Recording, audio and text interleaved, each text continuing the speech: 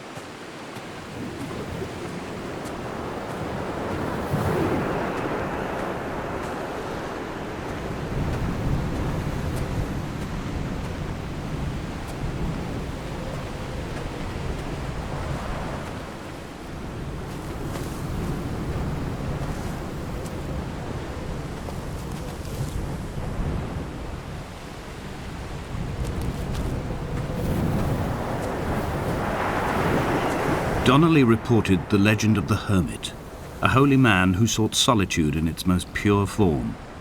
Allegedly, he rode here from the mainland in a boat without a bottom, so all the creatures of the sea could rise at night to converse with him. How disappointed he must have been with their chatter. Perhaps now, when all that haunts the ocean is the rubbish dumped from the tankers, he'd find more peace. They say he threw his arms wide in a valley on the south side, and the cliff opened up to provide him shelter. They say he died of fever 116 years later. The shepherds left gifts for him at the mouth of the cave, but Donnelly records they never claimed to have seen him. I have visited the cave and I have left my gifts, but like them, I appear to be an unworthy subject of his solitude.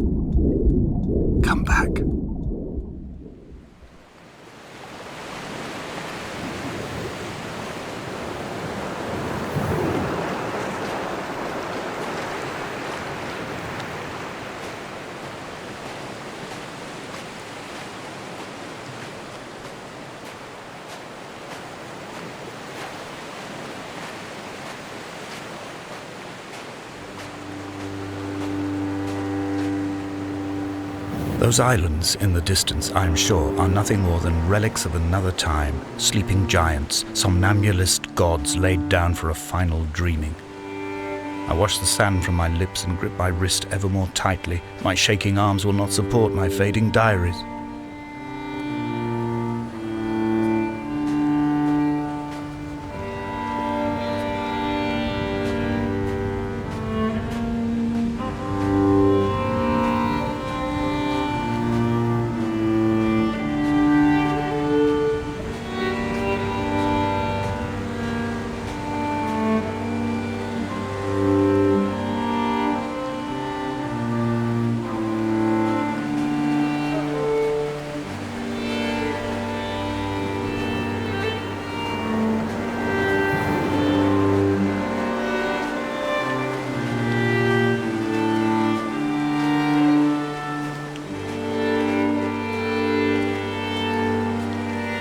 Dear Esther, I found myself to be as featureless as this ocean, as shallow and unoccupied as this bay, a listless wreck without identification.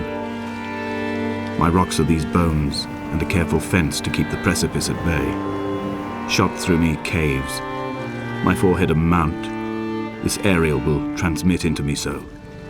All overexposed, the nervous system, where Donnelly's boots and yours and mine still trample. I will carry a torch for you. I will leave it at the foot of my headstone. You will need it for the tunnels that carry me under.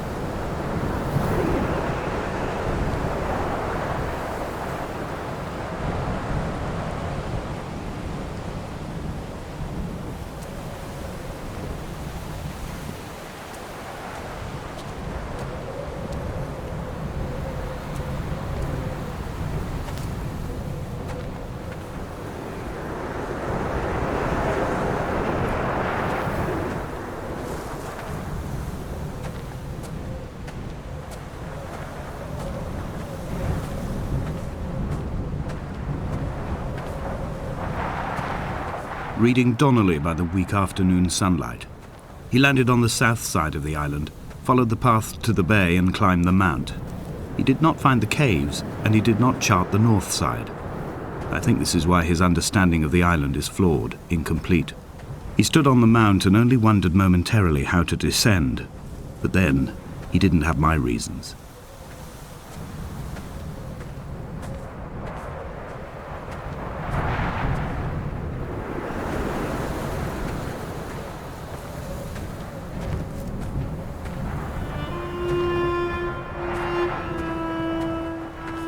When someone had died or was dying, or was so ill they gave up what little hope they could sacrifice, they cut parallel lines into the cliff, exposing the white chalk beneath. You could see them from the mainland or the fishing boats, and know to send aid or impose a cordon of protection, and wait a generation until whatever pestilence stalked the cliff paths died along with its hosts. My lines are just for this: to keep any would-be rescuers at bay. The infection is not simply of the flesh.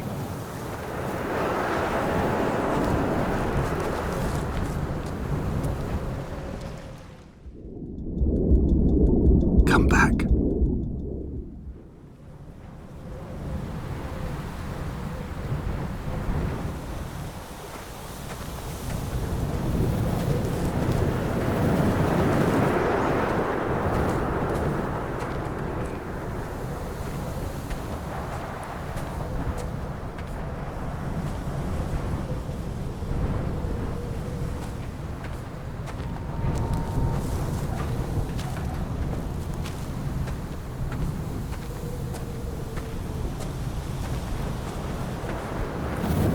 They were God-fearing people, those shepherds. There was no love in the relationship. Donnelly tells me that they had one Bible that was passed around in strict rotation. It was stolen by a visiting monk in 1776, 2 years before the island was abandoned altogether. In the interim, I wonder, did they assign chapter and verse to the stones and grasses, marking the geography with a superimposed significance that they could actually walk the Bible and inhabit its contradictions?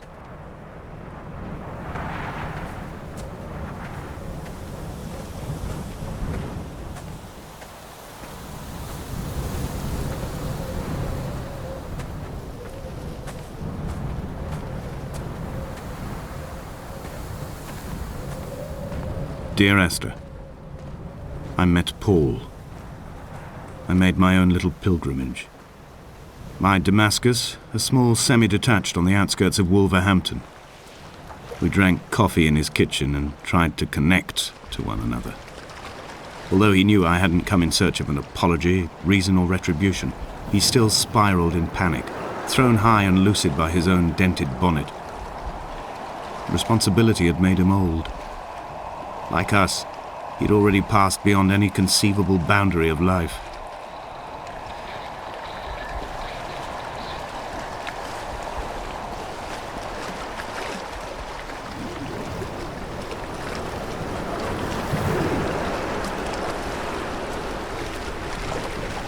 I threw my arms wide and the cliff opened out before me, making this rough home. I transferred my belongings from the bothy on the mount and tried to live here instead. It was cold at night, and the sea lapped at the entrance at high tide. To climb the peak, I must first venture even deeper into the veins of the island, where the signals are blocked altogether. Only then will I understand them, when I stand on the summit and they flow into me, uncorrupted.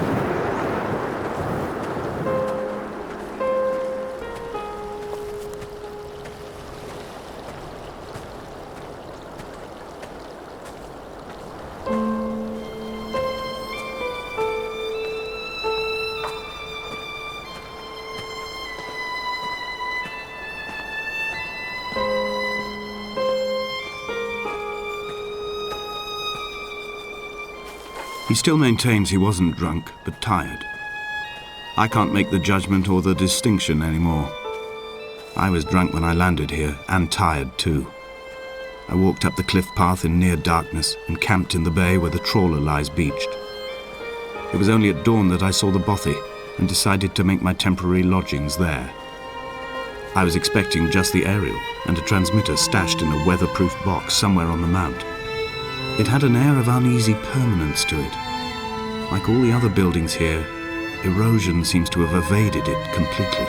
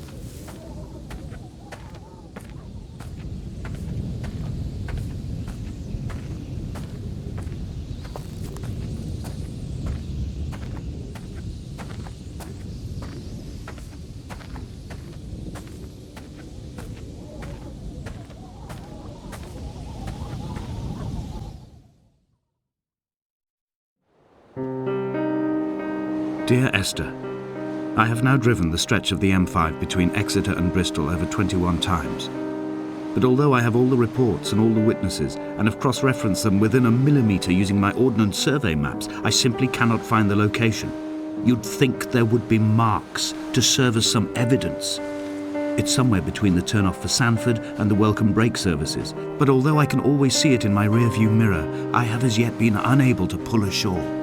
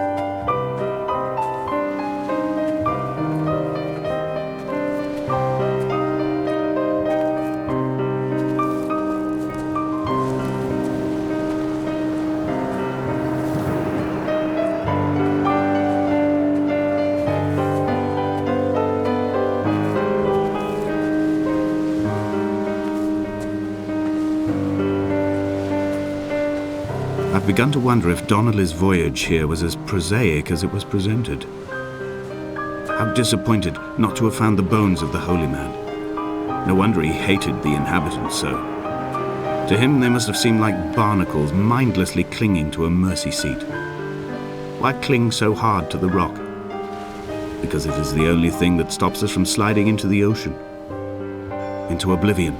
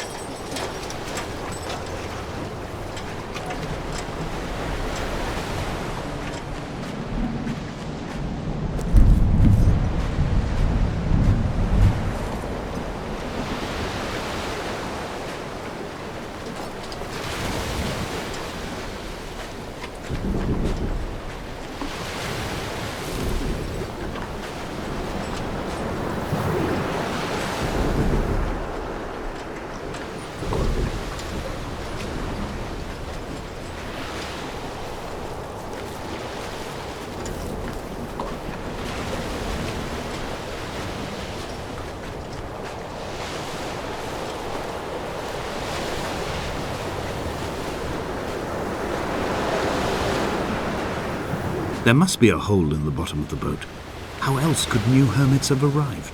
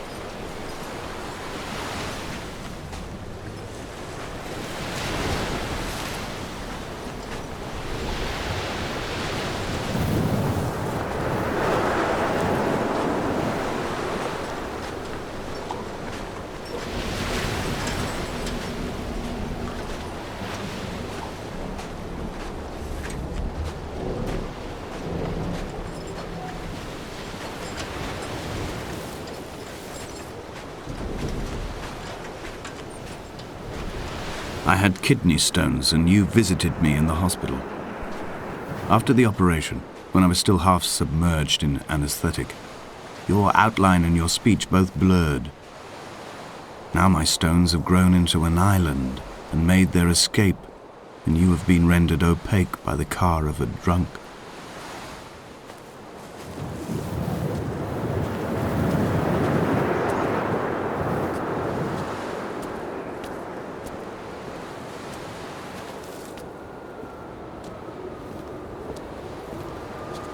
Is this what Paul saw through his windscreen? Not Lot's wife looking over her shoulder, but a scar in the hillside, falling away to black forever. Come back.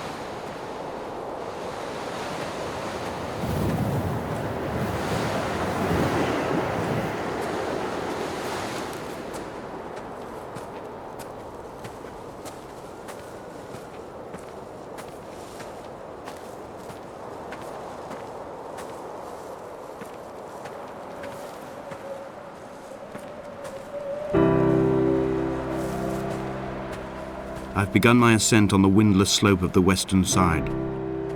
The setting sun was an inflamed eye squeezing shut against the light shone in by the doctors. My neck is aching through constantly craning my head up to track the light of the aerial. I must look downwards, follow the path under the island to a new beginning.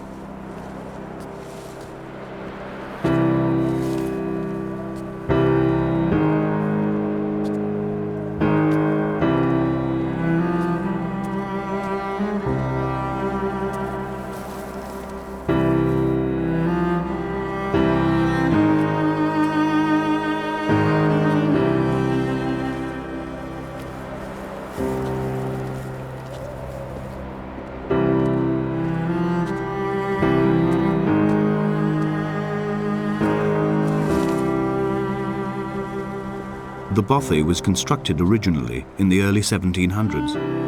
By then, shepherding had formalized into a career. The first habitual shepherd was a man called Jakobsen, from a lineage of migratory Scandinavians. He was not considered a man of breeding by the mainlanders. He came here every summer whilst building the bothy, hoping eventually that becoming a man of property would secure him a wife and a lineage. Donnelly records that it did not work. He caught some disease from his malcontented goats and died 2 years after completing it. There was no one to carve white lines into the cliff for him either.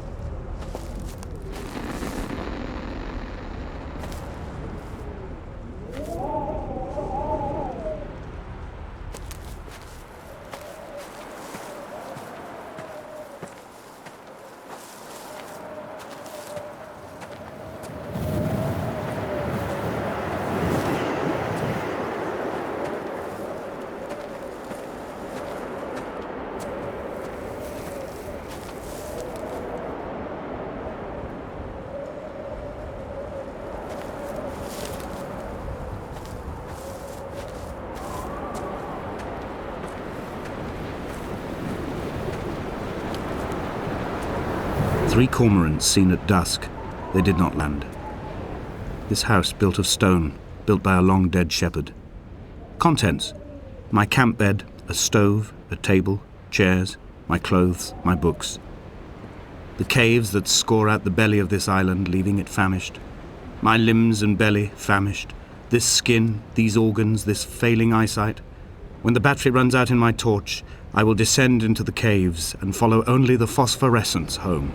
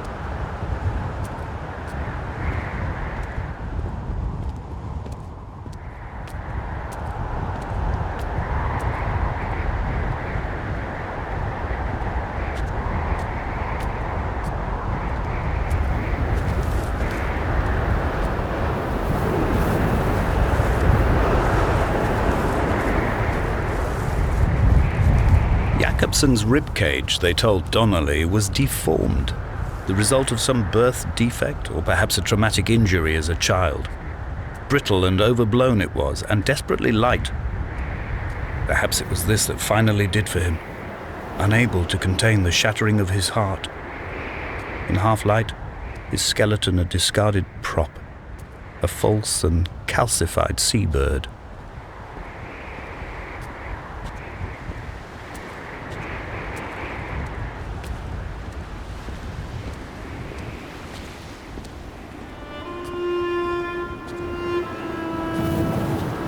They found Jacobson in early spring. The thaw had only just come. Even though he'd been dead nearly 7 months, his body had been frozen right down to the nerves and had not even begun to decompose. His fingernails were raw and bitten to the quick. They found the phosphorescent moss that grows in the caves deep under the nails. Whatever he'd been doing under the island when his strength began to fail is lost. He'd struggled halfway up the cliff again, perhaps in a delirium, perhaps trying to reach the Bothy's fire before curling into a stone and expiring.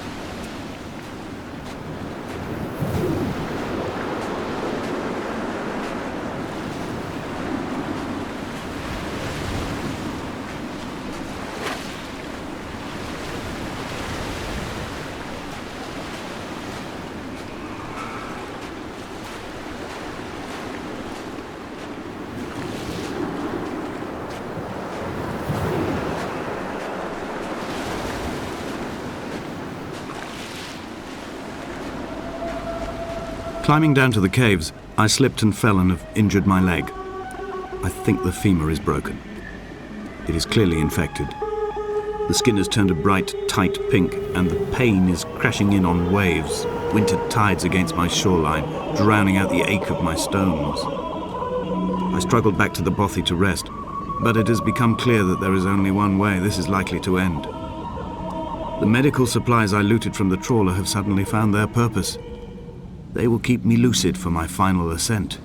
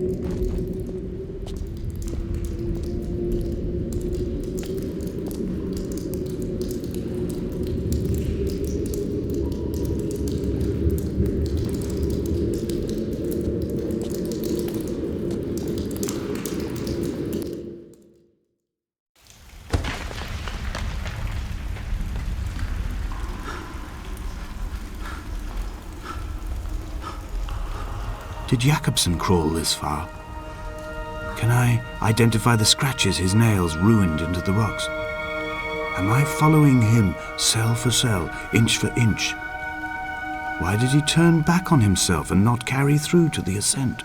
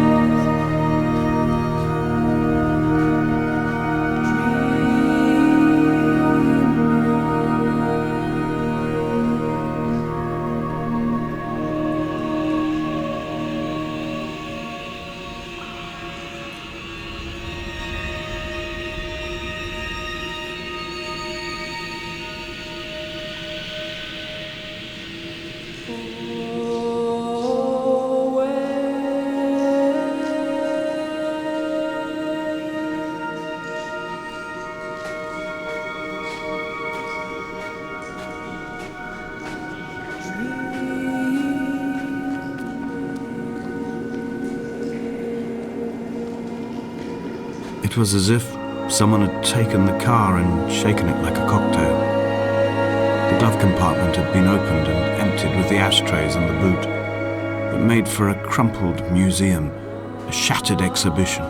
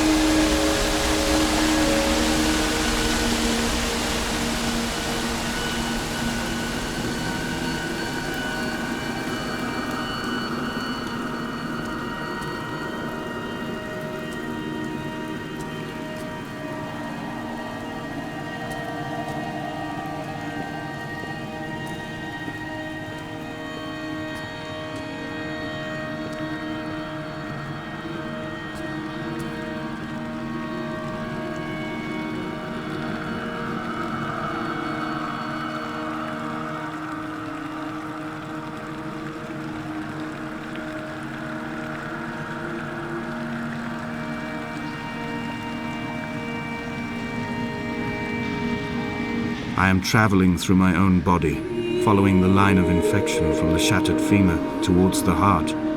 I swallow fistfuls of painkillers to stay lucid. In my delirium, I see the twin lights of the moon and the Ariel shining to me through the rocks.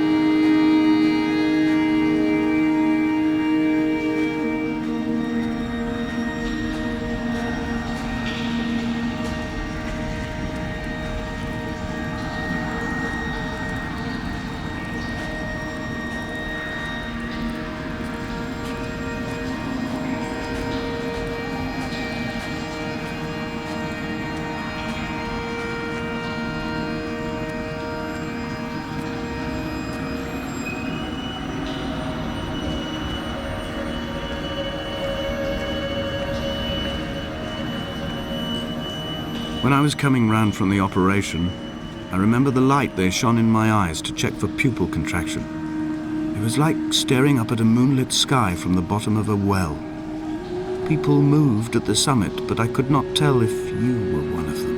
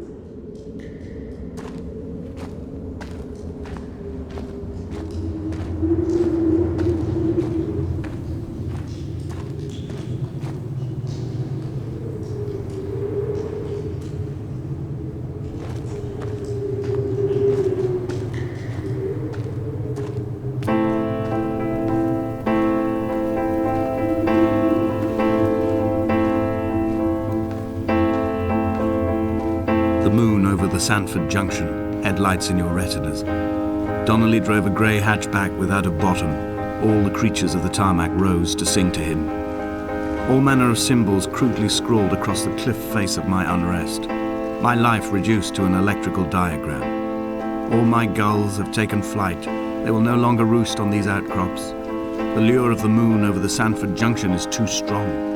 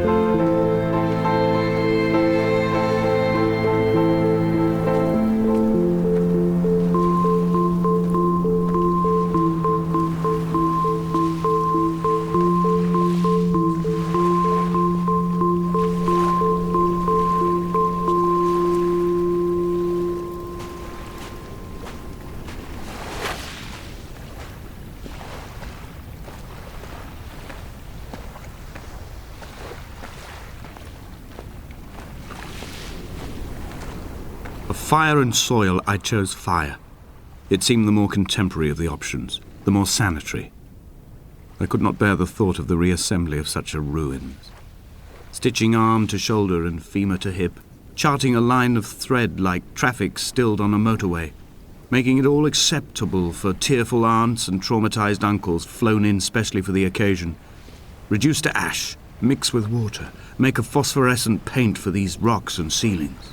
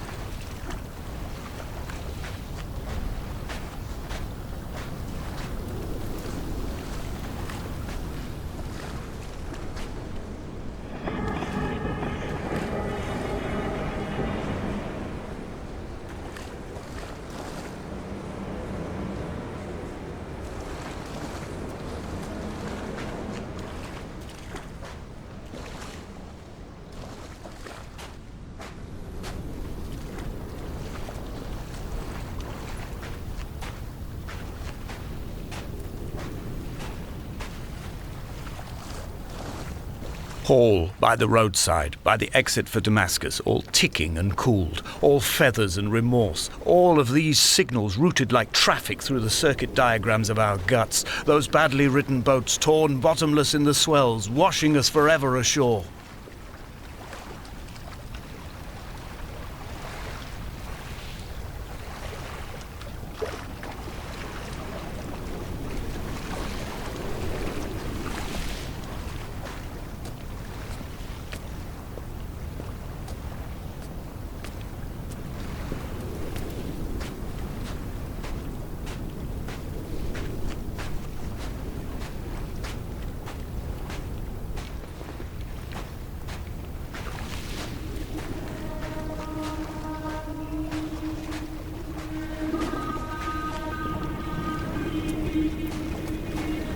From here, I can see my armada.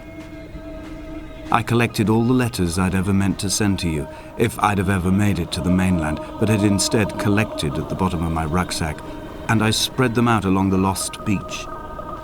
Then I took each and every one, and I folded them into boats. I folded you into the creases, and then, as the sun was setting, I set the fleet to sail. Shattered into 21 pieces, I consigned you to the Atlantic, and I sat here until I'd watched all of you sink.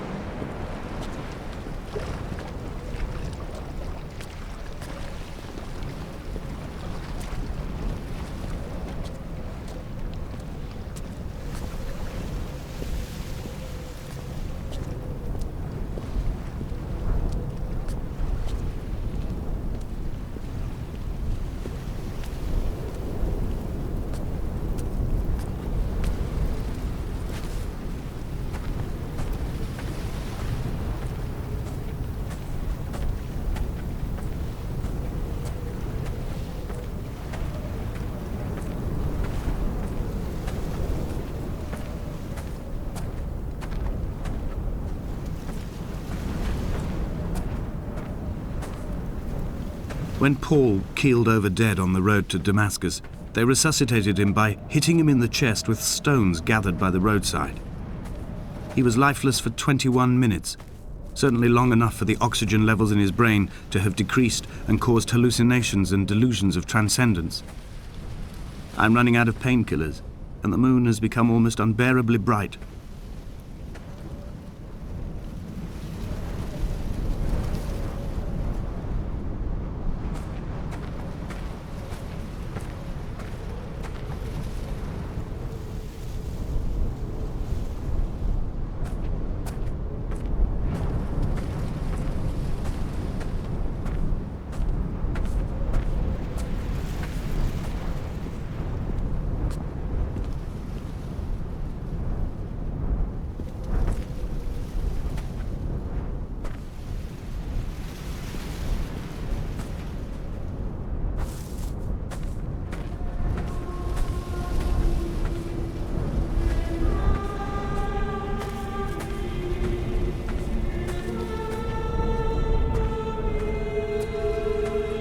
I've begun my voyage in a paper boat without a bottom. I will fly to the moon in it. I've been folded along a crease in time, a weakness in the sheet of life.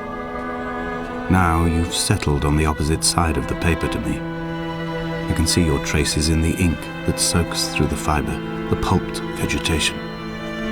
When we become waterlogged and the cage disintegrates, we will intermingle. When this paper aeroplane leaves the cliff edge and carves parallel vapor trails in the dark, we will come together.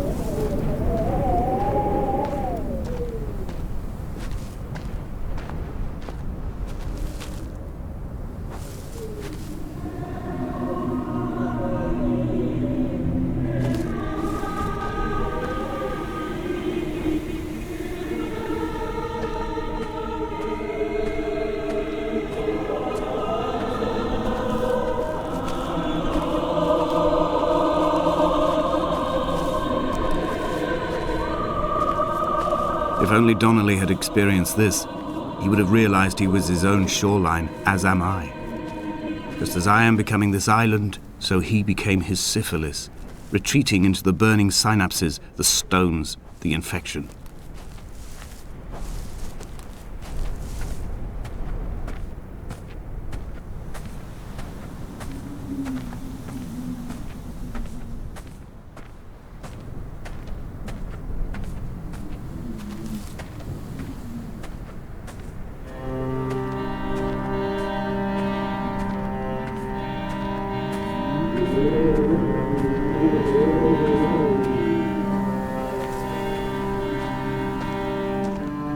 Headlights reflected in these retinas. Too long in the tunnels of my island without a bottom. The sea creatures have risen to the surface, but the gulls are not here to carry them back to their nests. I've become fixed, open and staring, an eye turned on itself. I've become an infected leg whose tracking lines form a perfect map of the junctions of the M5. I will take the exit at mid-thigh and plummet to my Esther.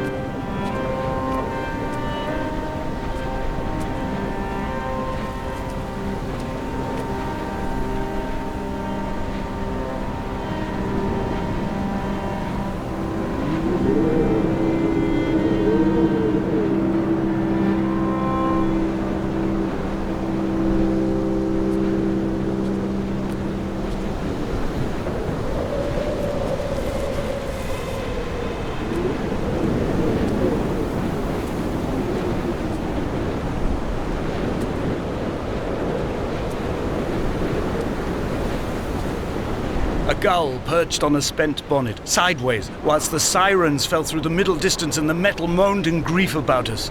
I'm about this night in walking, old bread and gull bones, old Donnelly at the bar gripping his drink, old Esther walking with our children, old Paul as ever, old Paul. He shakes and he shivers and he turns off his lights alone.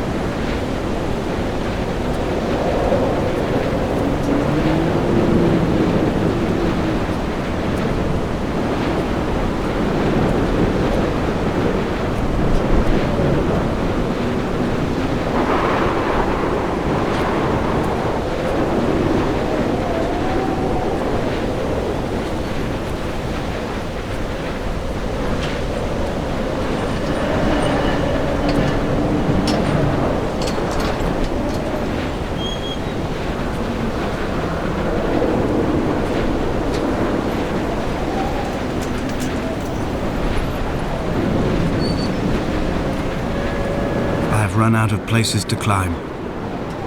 I will abandon this body and take to the air.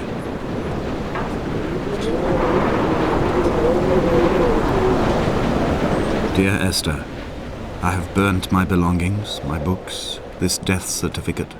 Mine will be written all across this island. Who was Jakobsen? Who remembers him? Donnelly has written of him, but who was Donnelly? Who remembers him? I have painted, carved, hewn, scored into this space all that I could draw from him. There will be another to these shores to remember me. I will rise from the ocean like an island without bottom, come together like a stone, become an aerial, a beacon, that they will not forget you. We have always been drawn here.